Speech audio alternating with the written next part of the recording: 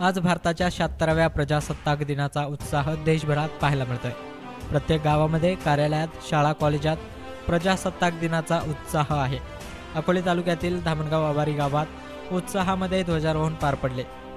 ग्रामपंचायतचे ध्वजारोहण गावच्या सरपंच पूनम आवारी यांच्या हस्ते करण्यात आले, तर भारतरत्न राजीव गांधी विद्यालयाचे ध्वजारोहण मुख्याध्यापिका मंगल करपे यांच्या हस्ते करण्यात आले। तर जिल्हा परिषद प्राथमिक शाळेचे ध्वजारोहण दिंडोरी पोलीस स्टेशनचे पोलीस निरीक्षक तसेच धामणगावचे सुपुत्र सुदर्शन आवारी, उच्च व तंत्र शिक्षण विभाग नाशिक येथील लिपिक तसेच गावचे भूमिपुत्र अशोक आवारी यांच्या हस्ते संपन्न झालं।